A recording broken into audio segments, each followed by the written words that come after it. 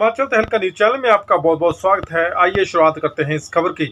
नेता प्रतिपक्ष और पूर्व मुख्यमंत्री ने गणतंत्र दिवस की प्रदेश और देशवासियों को बधाई देते हुए कहा कि आज भारत सिर्फ जनसंख्या के नाते बड़ा देश नहीं है, बल्कि एक बड़ी शक्ति के रूप में विश्व के सामने है।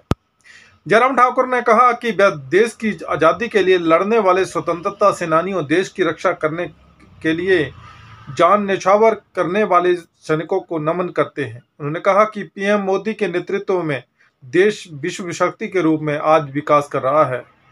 वहीं इस दौरान उत्तराखंड में यूनिफॉर्म सिविल कोड लागू करने को लेकर पूर्व मुख्यमंत्री जयराम ठाकुर ने कहा कि उत्तराखंड मुख्यमंत्री को बधाई देते हैं कि उत्तराखंड यूसीसी लागू करने वाला देश का पहला राज्य बन रहा है। जयराम ठाकुर ने कहा कि देश भर में यूनिफॉर्म सिविल कोड की जरूरत महसूस की जा रही है। उन्होंने कहा कि अगर हिमाचल में भाजपा सरकार होती तो यूसीसी लागू करने वाला देश का दूसरा राज्य हिमाचल बनता। वहीं प्रदेश में दवाइयों के सैंपल फेल होने को लेकर राज्यपाल ने चिंता जताई तो नेता प्रतिपक्ष ने सरकार पर निशाना साधा है। जयराम ठाकुर ने कहा कि प्रदेश में स्वास्थ्य व्यवस्था की स्थिति ठीक नहीं है, दवाइयों के सैंपल फेल हो रहे हैं, जो गंभीर विषय है। सरकार ने हिम केयर योजना को तो अपाहिज बना दिया है। मधुमेह के रोगियों के लिए इंसुलिन इंजेक्शन उपलब्ध नहीं होना गंभीर विषय है।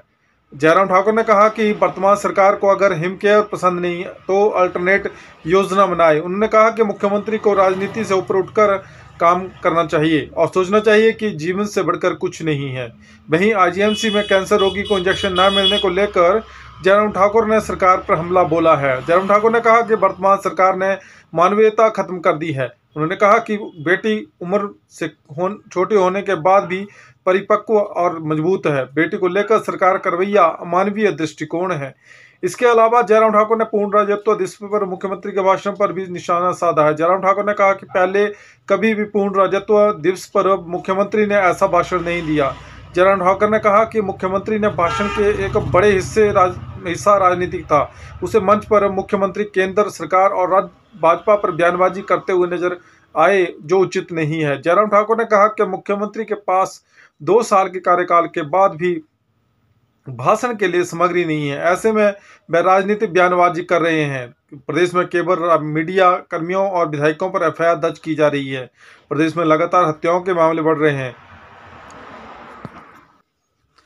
जयराम ठाकुर ने कहा कि पिछले कुछ समय में प्रदेश में इतनी हत्याएं हो गई हैं जिसकी मौतें कोविड महामारी इसमें भी नहीं हुई।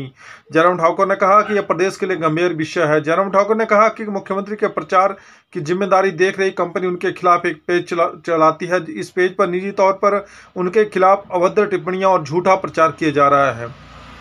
जयराम ठाकुर ने कहा कि इस मामले में उनके एक शुभचिंतक ने शिमला पुलिस अधीक्षक को शिकायत दी, लेकिन अभी तक कई दिन गुजरने के बाद भी एफआईआर दर्ज नहीं की गई। जयराम ठाकुर ने कहा कि वह मुख्यमंत्री से आग्रह करते हैं कि अगर यह पेज उनके द्वारा प्रायोजित कंपनी से चल रहा है तो इसे बंद कर दें।